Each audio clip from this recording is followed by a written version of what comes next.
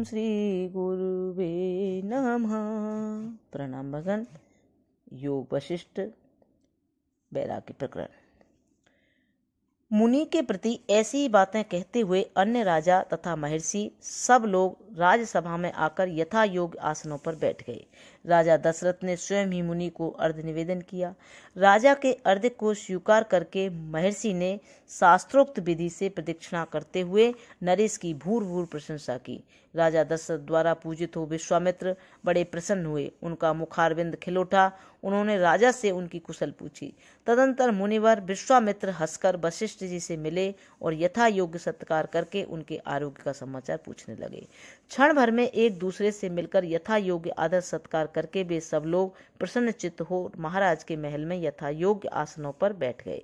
एक दूसरे के संपर्क में आने से उन सब के तेज बढ़ गए थे। वे सब आदर पूर्वक आपस में एक दूसरे की कुशल पूछने लगे।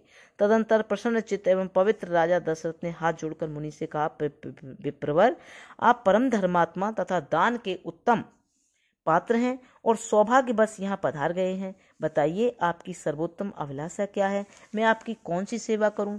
भगवान, पहले आप राजर्षि कहे जाते थे, किंतु तपस्या ने आपके ब्रह्म तेज को प्रकाशित कर दिया है। आपने ब्रह्मर्षि का पद प्राप्त कर लिया है, अतः आप मेरे द्वारा सर्वथा पूजनीय हैं।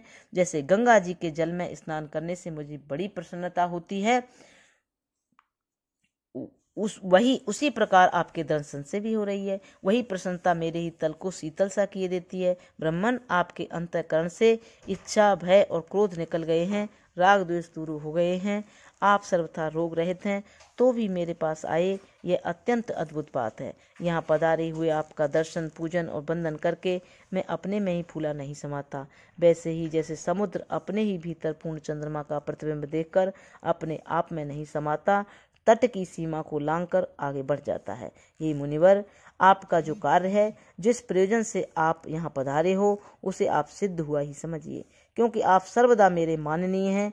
कुशिक कुलनंदन, आप कोई विचार न कीजिए। भगवान, आपके लिए मुझे कुछ भी अदेय नहीं है, क्योंकि दी हुई वस्तु आप जैसे सतपात्र को प्राप्त होकर ही सार्थक होती है। मैं आपका सारा कार्य पूर्ण करूंगा। आप मेरे परम देवता हैं।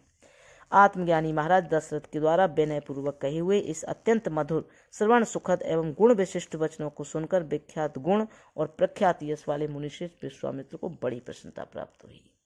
प्रणाम भगवान। अब यहाँ से आगे ओम शांति शांति शांति। प्रणाम।